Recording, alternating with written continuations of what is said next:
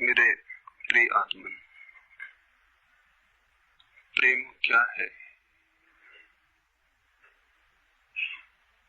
जीना और जानना तो आसान है, लेकिन कहना बहुत कठिन है।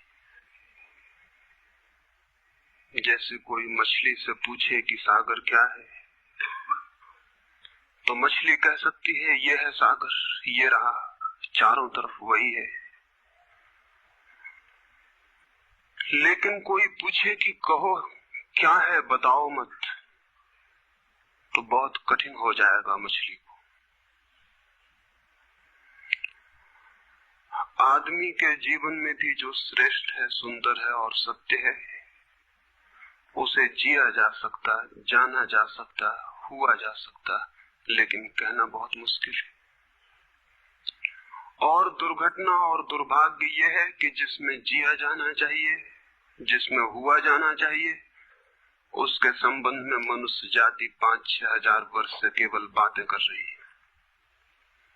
प्रेम की बात चल रही है, प्रेम के गीत गाए जा रहे हैं, प्रेम के भजन गाए जा रहे हैं, और प्रेम का मनुष्य के जीवन में कोई स्थान नहीं। अगर आदमी के भीतर खोजने जाएं तो प्रेम से ज्यादा असत्य शब्द दूसरा नहीं मिलेगा। और जिन लोगों ने प्रेम को असत्य सिद्ध कर दिया है और जिन्होंने प्रेम की समस्त धाराओं को अवरुद्ध कर दिया है, और बड़ा दुर्भाग्य यह है कि लोग समझते हैं वे ही प्रेम के जन्मदाता भी हैं। धर्म प्रेम की बातें करता है, लेकिन आज तक जिस प्रकार का धर्म मनुष्य जाति के ऊपर दुर्भाग्य की भांति छाया हुआ है, उस धर्म ने ही मनुष्य के जीवन से प्रेम के सारे द्वार बंद कर दिए। और न इस संबंध में पूरब और पश्चिम में कोई फर्क है, न हिंदुस्तान में और न अमेरिका में कोई फर्क है। मनुष्य के जीवन में प्रेम की धारा प्रकट ही नहीं हो पाई, और नहीं हो पाई तो हम दोष देते हैं कि मनुष्य ही बुरा है, इसलिए नहीं प्रकट हो पाई। हम दोष देते हैं कि मन ही जहर है, इसलिए प्रकट नहीं हो पाई। मन जहर नहीं है, और जो लोग मन को जहर कहते रहे, उन्होंने ही प्रेम को जहरीला कर दिया, प्रेम को प्रकट नहीं होने दिया। मन जहर हो कैसे सकता है? इस जगत में कुछ भी जहर नहीं है। परमात्मा के सारे उपक्रम में कुछ भी विष नहीं है, सब अमृत है। लेकिन आदमी ने सारे अमृत को जहर कर लिया है, और इस जहर करने में शिक्षक, साधु संत और तथाकथित धार्मिक लोगों का सबसे ज्यादा हाथ है। इस बात को थोड़ा समझ लेना जरूरी है, क्योंकि अगर ये बात दिखाई न पड़े तो मनुष्य के जीवन में कभी भी प्रेम भविष्य में भी नहीं हो सकेगा। क्योंकि जिन कारणों से प्रेम नहीं पैदा हो सका है, उन्हीं कारणों को हम प्रेम प्रकट करने के आधार और कारण बना रहे हैं। हालतें ऐसी हैं कि गलत सिद्धांतों को अगर हजारों वर्ष तक दोहराया जाए तो फिर हम ये भूल ही जाते हैं कि सिद्धांत गलत है, और दिखाई पड़ने लगता है कि आदमी गलत है, क्योंकि उन सिद्धांतों को पूरा नहीं कर पा रहा है। मैंने सुना है एक सम्राट के महल के नीचे से एक पंखा बेचने वाला गुजरता था और जोर से चिल्ला रहा था कि अनूठे और अद्भुत पंखे मैंने निर्मित किए। ऐसे पंखे कभी भी नहीं बनाए गए, ये पंखे कभी देखे भी नहीं गए हैं। सम्राट ने खिड़की से झांक के देखा कि कौन है जो अनूठे पंखे ले आए। सम्राट के पास सब तरह के पंखे थे, दुनिया के कोने कोने में जो मिल सकते थे। और नीचे देखा, गलियारे में खड़ा हुआ एक आदमी, साधारण 2-2 पैसे के पंखे होंगे, और चिल्ला रहा है कि अनूठे, अद्भुत। उस आदमी को ऊपर बुलाया और पूछा कि इन पंखों में क्या खूबी है, दाम क्या है इन पंखों के। उस पंखे वाले ने कहा कि महाराज, दाम ज्यादा नहीं है, पंखे को देखते हुए दाम बहुत कम है, सिर्फ 100 रुपए का पंखा है। सम्राट ने कहा 100 रुपए? ये 2 पैसे का पंखा जो बाजार में जगह जगह मिलता है, 100 रुपए दाम, क्या है इसकी खूबी? उस आदमी ने कहा खूबी, ये पंखा 100 वर्ष चलता है, 100 वर्ष के लिए गारंटी, 100 वर्ष से कम में खराब नहीं होता है। सम्राट ने कहा इसको देख के तो ऐसा लगता है कि सप्ताह भी चल जाए पूरा तो मुश्किल। धोखा देने की कोशिश कर रहे हो, सरासर बेईमानी, और वो भी सम्राट के सामने। उस आदमी ने कहा आप मुझे भली भांति जानते हैं, इसी गलिहारे में रोज पंखे बेचता हूं, 100 रुपए दाम है इसके, और अगर 100 वर्ष न चले तो जिम्मेदार मैं हूं, रोज तो नीचे मौजूद होता हूं, और फिर आप सम्राट हैं, आपको धोखा देके जाऊंगा कहां। वो पंखा खरीद लिया गया। सम्राट को विश्वास तो न था, लेकिन आश्चर्य भी था कि यह आदमी सरासर झूठ बोल रहा है, किस बल पर बोल रहा है। पंखा 100 रुपए में खरीद लिया गया और उससे कहा कि 7वें दिन तुम उपस्थित हो जाए। 2-4 दिन में ही पंखे की डंडी बाहर निकल गई, 7वें दिन तो वो बिल्कुल मुर्दा हो गए। लेकिन सम्राट ने सोचा कि शायद पंखे वाला आएगा नहीं, लेकिन ठीक समय पर 7वें दिन वो पंखे वाला हाजिर हो गया। उसने कहा कहो महाराज। उन्होंने कहा कहना नहीं, ये पंखा पड़ा हुआ है टूटा हुआ, ये 7 दिन में ये गति हो गई, तुम कहते 100 वर्ष चलेगा। पागल हो या धोखेबाज क्या हो। उस आदमी ने कहा कि मालूम होता है आपको पंखा जलना नहीं आता है, पंखा तो 100 वर्ष चलता ही, पंखा तो गारंटीड है, आप पंखा जलते कैसे थे। सम्राट ने कहा और भी सुनो, अब मुझे ये भी सीखना पड़ेगा कि पंखा कैसे किया जाता है। उस आदमी ने कहा कृपा करके बताइए कि इस पंखे की गति 7 दिन में ऐसी कैसे बना दी आपने, किस भांति पंखा किया। सम्राट ने पंखा उठा के करके दिखाया कि इस भांति मैंने पंखा किया। उस आदमी ने कहा समझ गया, बोल इस तरह पंखा नहीं किया जाता। सम्राट ने कहा और क्या रास्ता है पंखा चलने का। उस आदमी ने कहा पंखा पकड़िए सामने और सिर को हिलाइए, पंखा 100 वर्ष चलेगा, आप समाप्त हो जाएंगे लेकिन पंखा बचेगा। पंखा गलत नहीं है, आपके जलने का ढंग गलत है। ये आदमी पैदा हुआ है 5-6 हजार या 10 हजार वर्ष की संस्कृति का, ये आदमी फल है, लेकिन संस्कृति गलत नहीं है, ये आदमी गलत है। आदमी मरता जा रहा है रोज, और संस्कृति की दुहाई चलती चली जाती है कि महान संस्कृति, महान धर्म, महान सब कुछ, और उसका ये फल है। आदमी उसी संस्कृति से गुजरा है और ये परिणाम है उसका। लेकिन नहीं, आदमी गलत है और आदमी को बदलना चाहिए अपने को। और कोई कहने की हिम्मत नहीं उठाता कि कहीं ऐसा तो नहीं है कि 10,000 वर्षों में जो संस्कृति और धर्म आदमी को प्रेम से नहीं भर पाए, वो संस्कृति और धर्म गलत हो। और अगर 10,000 वर्षों में आदमी प्रेम से नहीं भर पाया, तो आगे कोई संभावना है इसी धर्म और इसी संस्कृति के आधार पर कि आदमी कभी प्रेम से भर जाए। 10,000 वर्षों में जो नहीं हो पाया, वो आगे भी 10,000 वर्षों में होने वाला नहीं है, क्योंकि आदमी यही है, कल भी यही होगा। आदमी हमेशा से यही है और हमेशा यही होगा। और संस्कृति और धर्म जिनके हम नारे दिए चले जाते हैं, संतों और महात्माओं की जिनकी दुहाइयां दिए चले जाते हैं, सोचने के लिए हम तैयार नहीं कि कहीं हमारा बुनियादी चिंतन की दिशा ही तो गलत नहीं है। मैं कहना चाहता हूं कि वो गलत है, और गलत सबूत है ये आदमी। और क्या सबूत होता है? एक बीज को हम बोएं और फल जहरीले और कड़वे हों, तो क्या सब सिद्ध होता है? सिद्ध होता है कि वो बीज जहरीला और कड़वा रहा होगा। हालांकि बीज में पता लगाना मुश्किल है कि उससे जो फल पैदा होंगे वो कड़वे पैदा होंगे। बीज में कुछ खोजबीन नहीं की जा सकती। बीज को तोड़ो फोड़ो, कोई पता नहीं चल सकता कि इससे जो फल पैदा होंगे वो कड़वे होंगे। बीज को वो 100 वर्ष लग जाएंगे, वृक्ष होगा, बड़ा होगा, आकाश में फैलेगा, तब फल आएंगे और तब पता चलेगा कि वे कड़वे। 10,000 वर्ष में संस्कृति और धर्म के जो बीज बोए गए हैं, ये आदमी उसका फल है और ये कड़वा है और घृणा से भरा हुआ है।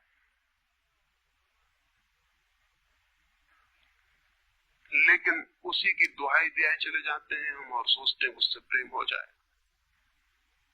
मैं आपसे कहना चाहता हूं उससे प्रेम नहीं हो सकता है, क्योंकि प्रेम के पैदा होने की जो बुनियादी संभावना है, धर्मों ने उसकी ही हत्या कर दी है और उसमें ही जहर घोल दिया है। मनुष्य से भी ज्यादा प्रेम तो पशुओं और पक्षियों में और पौधों में दिखाई पड़ता है, जिनके पास न कोई संस्कृति है न कोई धर्म है। संस्कृत और सुसंस्कृत और सभ्य मनुष्यों की बजाय असभ्य और जंगल के आदमी में ज्यादा प्रेम दिखाई पड़ता है, जिसके पास न कोई विकसित धर्म है, न कोई सभ्यता है, न कोई संस्कृति है। जितना आदमी सभ्य, सुसंस्कृत और तथाकथित धर्मों के प्रभाव में मंदिरों और चर्चों में प्रार्थना करने लगता, उतना ही प्रेम से शून्य क्यों होता चला जाता? जरूर कुछ कारण है, और दो कारणों पर मैं विचार करना चाहता हूं। अगर वे ख्याल में आ जाएं, तो प्रेम के अवरुद्ध स्रोत टूट सकते हैं और प्रेम की गंगा बह सकती है। वो हर आदमी के भीतर है, उसे कहीं से लाना नहीं है। प्रेम कोई ऐसी बात नहीं है कि कहीं खोजने जाना है उसे, वो है। वो प्राणों की प्यास है हर एक के भीतर, वो प्राणों की सुगंध है प्रत्येक के भीतर, लेकिन चारों तरफ से परकोटा है उसके और वो प्रकट नहीं हो पाती। सब तरफ पत्थर की दीवार है और वो झरने नहीं फूट पाते।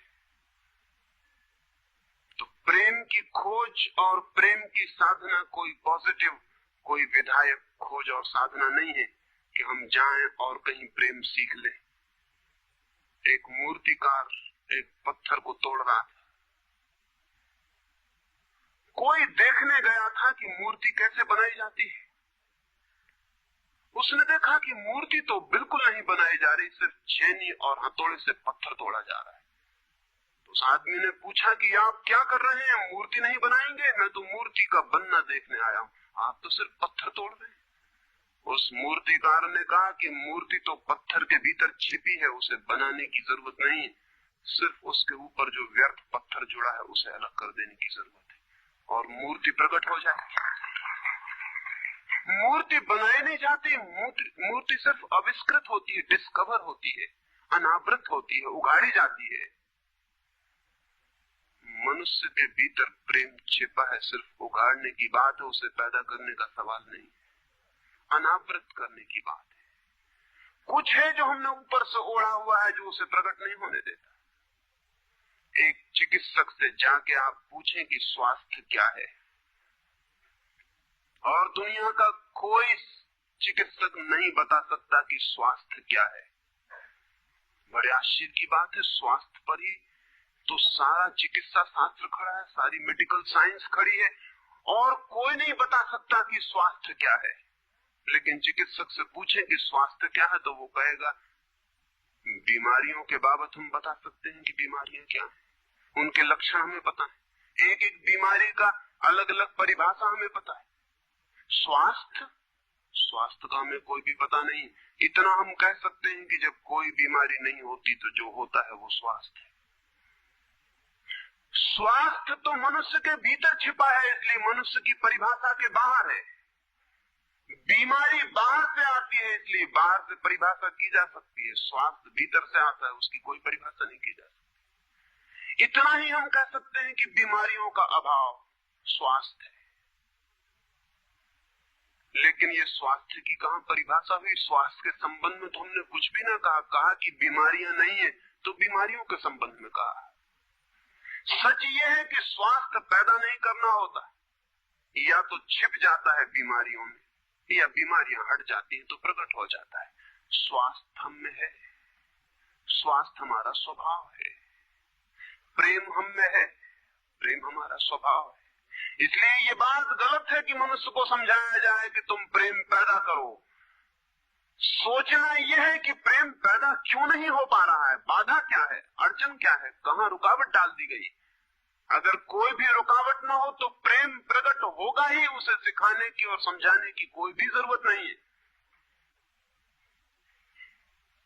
अगर मनुष्य के ऊपर गलत संस्कृति और गलत संस्कार की धाराएं और बाधाएं न हो तो हर आदमी प्रेम को उपलब्ध होगा ही, ये अनिवार्यता है। प्रेम से कोई बच ही नहीं सकता, प्रेम स्वभाव है। गंगा बहती है हिमालय से, बहेगी गंगा, उसके प्राण है, उसके पास जल है, वो बहेगी और सागर को खोज ही लेगी। न किसी पुलिस वाले से पूछेगी, न किसी पुरोहित से पूछेगी कि सागर कहाँ है। देखा किसी गंगा को चौरस्ते पर खड़े होकर पूछते पूछते कि सागर कहाँ है। उसके प्राणों में है छिपी सागर की खोज और ऊर्जा है, तो पहाड़ तोड़ेगी, मैदान तोड़ेगी और पहुंच जाएगी सागर तक। सागर कितने ही दूर हो, कितना ही छिपा हो, खोज ही लेगी। और कोई रास्ता नहीं है, कोई गाइड बुक नहीं है कि जिससे पता लगा ले कि कहां से जाना है, लेकिन पहुंच जाती है। लेकिन बांध बांध दिए जाएं, चारों तरफ परकोटे उठा दिए जाएं, प्रकृति की बाधाओं को तोड़ के तो गंगा सागर तक पहुंच जाती है, लेकिन अगर आदमी की इंजीनियरिंग की बाधाएं खड़ी कर दी जाए तो हो सकता है गंगा सागर तक न पहुंच पाए।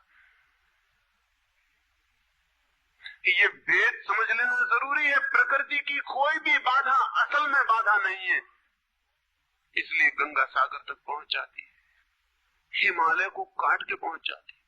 लेकिन अगर आदमी ईजाद करे, इंतजाम करे, तो गंगा को सागर तक नहीं भी पहुंचने दे सकता है।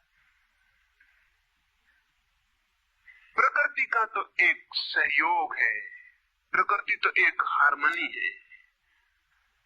वहां जो बाधा भी दिखाई पड़ती है वो भी शायद शक्ति को जगाने के लिए चुनौती है। वहां जो विरोध भी दिखाई पड़ता है वो भी शायद भीतर प्राणों में जो छिपा है उसे प्रकट करने के लिए बुलावा है। वहां शायद कोई बाधा नहीं है। वहां हम बीज को दबाते हैं जमीन में,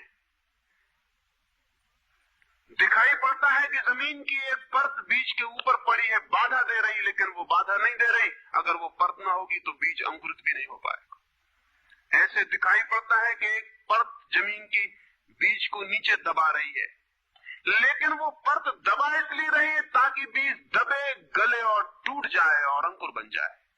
ऊपर से दिखाई पड़ता है वो जमीन बाधा दे रही, लेकिन वो जमीन मित्र है और सहयोग कर रही बीज को प्रकट करने में।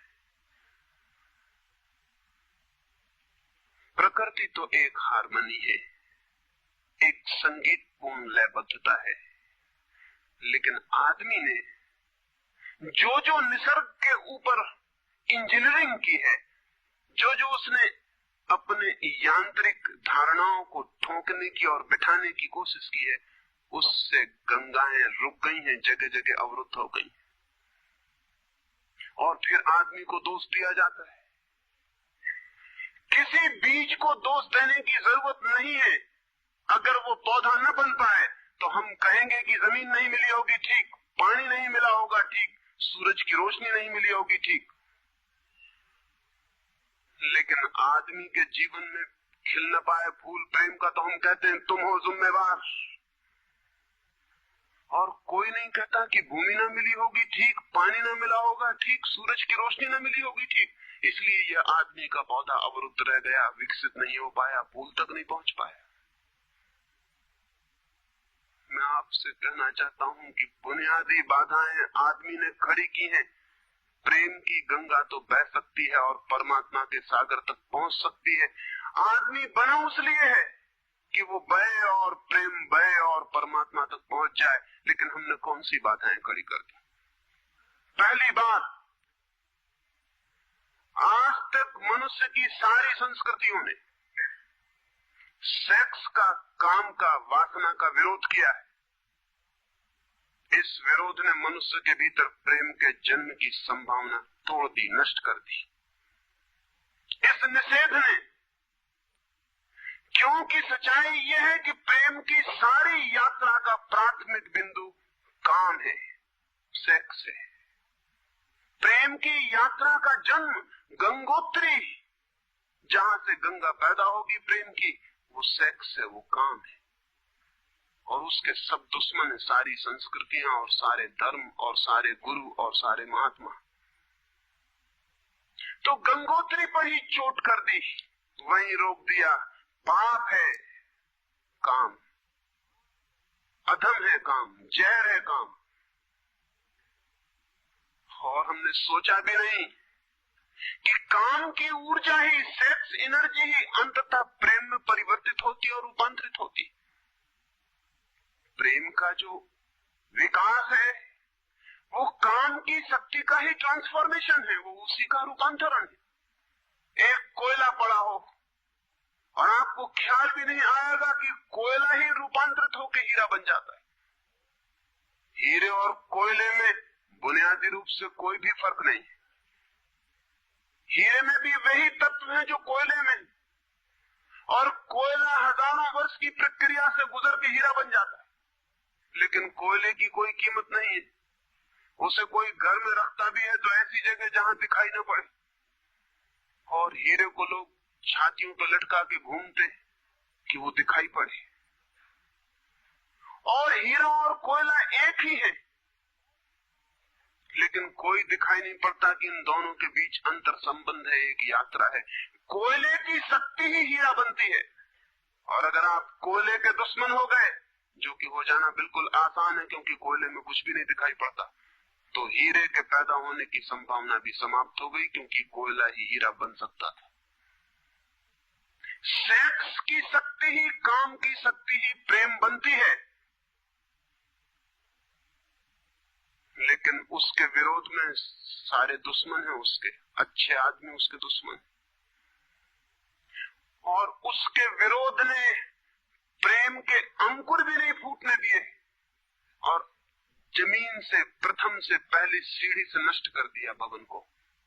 फिर वो हीरा नहीं बन पाता कोयला, क्योंकि उसके बनने के लिए जो स्वीकृति चाहिए, जो उसका विकास चाहिए, जो उसको रूपांतरित करने की प्रक्रिया चाहिए, उसका सवाल ही नहीं उठता। जिसके हम दुश्मन हो गए, जिसके हम शत्रु हो गए, जिससे हमारी द्वंद्व की स्थिति बन गई और जिससे हम निरंतर लड़ने लगे, अपनी ही शक्ति से आदमी को लड़ा दिया गया है, सेक्स की शक्ति से आदमी को लड़ा दिया गया है। और शिक्षाएं दी जाती हैं कि द्वंद्व छोड़ना चाहिए, कॉन्फ्लिक्ट छोड़नी चाहिए, लड़ना नहीं चाहिए, और सारी शिक्षाएं बुनियाद में सिखा रही हैं कि लड़ो, मन जहर है तो मन से लड़ो, जहर से तो लड़ना पड़ेगा, सेक्स पाप है तो उससे लड़ो। और ऊपर से कहा जा रहा है कि द्वंद्व छोड़ो। जिन शिक्षाओं के आधार पर मनुष्य द्वंद्व से भर रहा है, वही शिक्षाएं दूसरी तरफ कह रही हैं कि द्वंद्व छोड़ो। एक तरफ आदमी को पागल बनाओ और दूसरी तरफ पागल खाने खोलो कि उनका इलाज करना। एक तरफ कीटाणु फैलाओ बीमारियों के, और फिर अस्पताल खोलो कि बीमारियों का इलाज यहां किया जाता है। एक बात समझ लेनी जरूरी है संबंध में, मनुष्य कभी भी काम से मुक्त नहीं हो सकेगा। काम उसके जीवन का प्राथमिक बिंदु है, उसी से जन्म होता है। परमात्मा ने काम की शक्ति को ही, सेक्स को ही सृष्टि का मूल बिंदु स्वीकार किया है, और परमात्मा जिसे पाप नहीं समझ रहा, महात्मा उसे पाप बता रहे हैं। अगर परमात्मा उसे पाप समझता है तो परमात्मा से बड़ा पापी इस पृथ्वी पर, इस जगत में, इस विश्व में कोई भी नहीं है।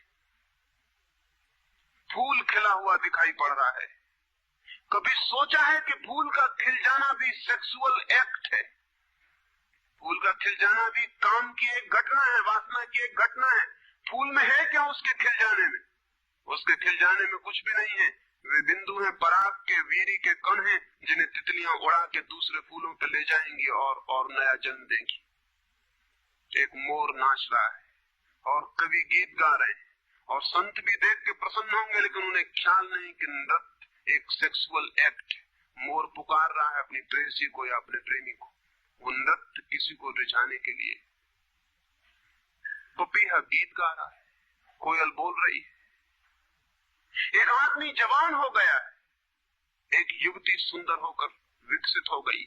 वो सब की सब सेक्सुअल एनर्जी की अभिव्यक्तियां हैं, वो सब का सब काम का ही रूपांतरण, वो सब का सब काम की ही अभिव्यक्ति, काम की ही अभिव्यंजना है।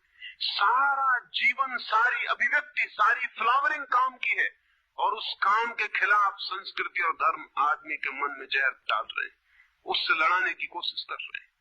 मौलिक शक्ति से मनुष्य को उलझा दिया है लड़ने के लिए, इसलिए मनुष्य दीनहीन, प्रेम से रिक्त और थोथा और नाकुछ हो गया। काम से लड़ना नहीं है, काम के साथ मैत्री स्थापित करनी है और काम की धारा को और ऊंचाइयों तक ले जाना है। किसी ऋषि ने किसी वधू को, 9 वर और वधू को आशीर्वाद देते हुए कहा था कि तेरे 10 पुत्र पैदा हों और अंततः तेरा पति तेरा 11वां पुत्र हो जाए।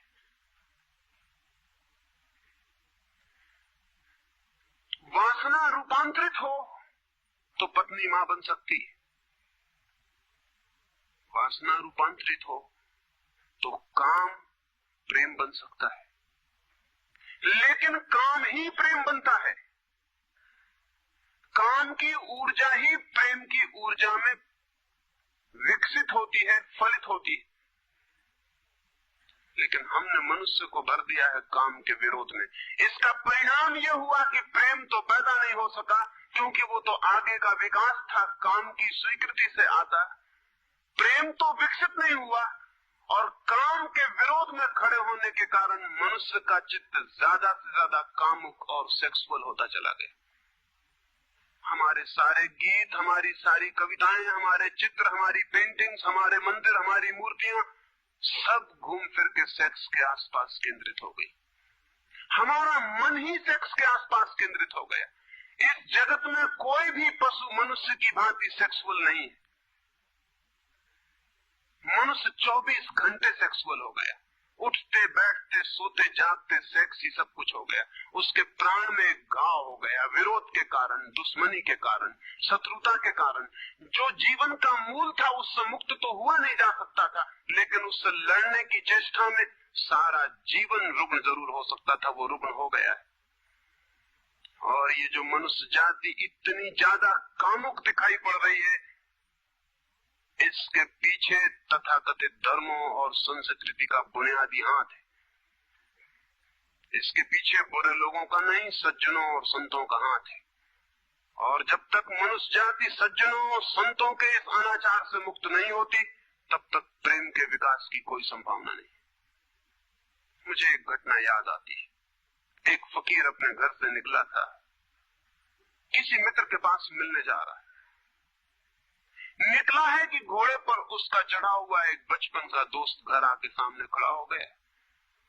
उसने कहा कि दोस्त तुम घर पे रुको, वर्षों से प्रतीक्षा करता था कि तुम आओगे तो बैठेंगे और बात करेंगे, और दुर्भाग्य कि मुझे किसी मित्र से मिलने जाना है। मैं वचन दे चुका हूं तो मैं वहां जाऊंगा, घंटे भर में जल्दी से जल्दी लौट आऊंगा, तब तक तुम विश्राम करो। उसके मित्र ने कहा कि मुझे तो चैन नहीं है, अच्छा होगा कि मैं तुम्हारे साथ ही चला चलूं। लेकिन उसने कहा कि मेरे कपड़े सब गंदे हो गए धूल से रास्ते की, अगर तुम्हारे पास कुछ अच्छा कपड़ा हो तो मुझे दे दो, तो मैं डाल लूं और साथ हो जाऊं। निश्चित था उस फकीर के पास किसी सम्राट ने उसे बहुमूल्य कोट, एक पगड़ी और धोती भेंट की थी। उसने संभाल कर रखी थी, कभी जरूरत पड़ेगी तो पहनूंगा। वो जरूरत नहीं आई थी, निकाल के ले आया। खुशी में मित्र ने जब पहन ली तब उसे थोड़ी ईर्ष्या पैदा हुई। मित्र ने पहन के तो मित्र सम्राट मालूम होने लगा। बहुमूल्य कोट था, पगड़ी थी, धोती थी, शानदार जूते थे, और उसके सामने वो फकीर बिल्कुल ही नौकर चाकर दीनहीन दिखाई पड़ने लगा। उसने सोचा है तो बड़ा मुश्किल हुआ है, तो बड़ा गलत हुआ। जिनके घर में ले जाऊंगा ध्यान इस पर जाएगा, मुझ पर किसी का भी ध्यान जाएगा नहीं। अपने ही कपड़े, और आज अपने ही कपड़ों के कारण मैं दीनहीन हो जाऊंगा। लेकिन बार बार मन को समझाया कि मैं फकीर हूं, आत्मा परमात्मा की बात करने वाला, क्या रखा है कोट में पगड़ी में, छोड़ो, पहने रहने तो कितना फर्क पड़ता है। लेकिन जितना समझाने की कोशिश की कि कोट पगड़ी में क्या रखा है, कोट पगड़ी ही उसके मन में घूमने लगी। मित्र दूसरी बात करने लगा, लेकिन वो भीतर तो, ऊपर तो कुछ और दूसरी बातें कर रहा है, लेकिन वहां उसका मन नहीं है, भीतर उसे बस कोट और पगड़ी। रास्ते पर जो भी आदमी देखता है उसको कोई भी नहीं देखता, मित्र की तरफ सबकी आंखें जाती। वो बड़ा मुश्किल में पड़ गया कि तो आज अपनी भूल कर ली, अपने हाथ से भूल कर ली। जिनके घर जाना था वहां पहुंचा, जाके परिचय दिया कि मेरे मित्र हैं, जमाल बचपन के दोस्त हैं, बहुत प्यारे आदमी हैं। और फिर अचानक अनजाने मुंह से निकल गया कि रह गए कपड़े सो कपड़े मेरे। क्योंकि मित्र भी जिनके घर गए थे वो भी उसके कपड़ों को देख रहे थे, और भीतर उसके चल रहा था कोट पगड़ी, मेरी कोट पगड़ी, और उन्हीं की वजह से मैं परेशान हो रहा हूं। निकल गया मुंह से कि रह गए कपड़े, कपड़े मेरे। मित्र भी हैरान हुआ, घर के लोग भी हैरान हुए कि क्या पागलपन की बात है। ख्याल उसको भी आया बोल जाने के बाद, तब पछताया कि तो भूल हो गई, पछताया तो और दबाया अपने मन को, बाहर निकल के क्षमा मांगने लगा कि क्षमा कर दो, बड़ी गलती हो गई। मित्र ने कहा मैं तो हैरान हुआ कि तुमसे निकल कैसे गया। उसने कहा कि कुछ नहीं, सिर्फ जबान की चूक हो गई। हालांकि जबान की चूक कभी भी नहीं होती, भीतर कुछ चलता होता है तो कभी कभी बेमौके जबान से निकल जाता है, चूक कभी नहीं होती। माफ कर दो, भूल हो गई। कैसे ये ख्याल आ गया कुछ समझ में नहीं आता, हालांकि पूरी तरह समझ में आ रहा था कि ख्याल कैसे आया। दूसरे मित्र के घर गए। अब वो तय करता रहा रास्ते में कि अब चाहे कुछ भी हो जाए, ये नहीं कहना है कि कपड़े मेरे हैं, पक्का कर लेना है अपने मन को। घर के द्वार पर उसने जाके बिल्कुल दृढ़ संकल्प कर लिया कि ये बात नहीं उठानी कि कपड़े मेरे। लेकिन उस पागल को पता नहीं कि जितना वो दृढ़ संकल्प कर रहा है इस बात का, वो दृढ़ संकल्प बता रहा है इस बात को कि उतने ही जोर से उसके भीतर ये भावना घर कर रही कि कपड़े मेरे। आखिर दृढ़ संकल्प किया क्यों जाता है? एक आदमी कहता है कि मैं ब्रह्मचर्य का दृढ़ व्रत लेता हूँ, उसका मतलब है उसके भीतर कामुकता दृढ़ता से धक्के मार रही, नहीं तो और कारण क्या है? एक आदमी कहता है कि मैं कसम खाता हूँ कि आज से कम खाना खाऊंगा, उसका मतलब ये है कि कसम खानी पड़ रही, ज्यादा खाने का मन है उसका। और तब अनिवार्य रूप में द्वंद्व पैदा होता है। जिससे हम लड़ना चाहते हैं वही हमारी कमजोरी है, और तब द्वंद्व पैदा हो जाना स्वाभाविक है। वो लड़ता हुआ दरवाजे के भीतर गया, संभल संभल के बोला कि मेरे मित्र हैं, लेकिन जब वो बोल रहा है तब उसको कोई नहीं देख रहा, उसके मित्र कोई उस घर के लोग देख रहे हैं। और तब फिर उसे ख्याल आया कि मेरा कोट, मेरी पगड़ी। उसने कहा कि दृढ़ता से कसम खाई, इसकी बात नहीं उठानी। मेरा क्या है कपड़ा लत्ता? कपड़े लत्ते किसी के होते हैं? ये तो सब संसार है, ये तो सब माया है। लेकिन ये सब समझा रहा है, लेकिन असलियत तो बाहर से भीतर, भीतर से बाहर हो रही। समझाया कि मेरे मित्र हैं, बचपन के दोस्त हैं, बहुत प्यारे आदमी हैं, रह गए कपड़े, कपड़े उन्हीं के हैं, मेरे नहीं है। पर घर के लोगों को ख्याल आया कि कपड़े उन्हीं के हैं, मेरे नहीं है। आज तक ऐसा परिचय कभी देखा नहीं गया था। बाहर निकल के क्षमा मांगने लगा कि बड़ी भूल हुई जा रही, मैं क्या करूं क्या ना करूं, ये क्या हो गया है मुझे। आज तक मेरी जिंदगी में कपड़ों ने इस तरह से मुझे नहीं पकड़ा, किसी को नहीं पकड़ा। लेकिन अगर तरकीब उपयोग में करें तो कपड़े पकड़ ले सकते। मित्र ने कहा मैं जाता नहीं तुम्हारे साथ, पर वो हाथ जोड़ने लगा कि नहीं ऐसा मत करो, जीवन भर के लिए दुख रह जाएगा कि मैंने क्या दुर्व्यवहार किया। अब मैं कसम खा के कहता हूं कि कपड़ों की बात ही नहीं उठानी। मैं बिल्कुल भगवान की कसम खाता हूं कि कपड़ों की बात नहीं उठानी। और कसम खाने वालों से हमेशा सावधान रहना जरूरी है, क्योंकि जो भी कसम खाता है उसके भीतर उस कसम से भी मजबूत कोई बैठा है जिसके खिलाफ वो कसम खा रहा है। और वो जो भीतर बैठा है वो ज्यादा भीतर है, कसम ऊपर है और बाहर है। कसम चेतन मन से खाई गई है, और जो भीतर बैठा है वो अचेतन की परतों तक समाया हुआ है। अगर मन के 10 हिस्से कर दें तो कसम एक हिस्से ने खाई है, 9 हिस्से उल्टा भीतर खड़ा हुआ है। ब्रह्मचर्य की कसम एक हिस्सा खा रहा है मन का, और 9 हिस्सा परमात्मा की दुहाई दे रहा है। वो जो परमात्मा ने बनाया वो उसके लिए कहा चला जा रहा है, कहे चला जा रहा है। गए तीसरे मित्र के घर। अब उसने बिल्कुल ही अपनी सांसों तक पे संयम कर रखा है। संयमी आदमी बड़े खतरनाक होते हैं, क्योंकि उनके भीतर ज्वालामुखी उबल रहा है और ऊपर से वो संयम साधे हुए हैं। और इस बात को स्मरण रखना कि जिस चीज को साधना पड़ता है, साधने में इतना श्रम लग जाता है कि साधना पूरे वक्त हो नहीं सकती, फिर शिथिल होना पड़ेगा, विश्राम करना पड़ेगा। अगर मैं जोर से मुट्ठी बांध लूं तो कितनी देर बांधे रख सकता हूँ? 24 घंटे। जितने जोर से बांधूंगा उतने ही जल्दी थक जाऊंगा और मुट्ठी खुल जाएगी। जिस चीज में भी श्रम करना पड़ता है, जितना ज्यादा श्रम करना पड़ता है उतने जल्दी थकान आ जाती, शक्ति खत्म हो जाती और उल्टा होना शुरू हो जाता। मुट्ठी बांधी जितने जोर से उतने ही जल्दी मुट्ठी खुल जाएगी। मुट्ठी खुली रखी जा सकती है 24 घंटे, लेकिन बांध के नहीं रखी जा सकती है। जिस काम में श्रम पड़ता है उस काम को आप जीवन नहीं बना सकते, कभी सहज नहीं हो सकता वो काम। श्रम पड़ेगा, फिर विश्राम का वक्त आएगा ही।